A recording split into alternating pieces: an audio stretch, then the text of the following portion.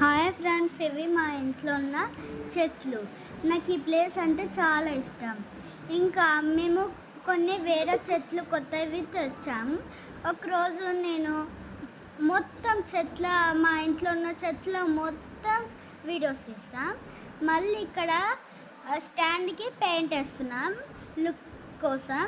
అందుకే కొంచెం బాగుండాలని మేము చాలా మంచి ట్రీస్ తెచ్చాం కదా, అందుకే మళ్ళీ ఇక్కడ స్టాండ్ ఫస్ట్ బ్లాక్ కలర్ ఉంటే ఇప్పుడు వైట్ వేసాం.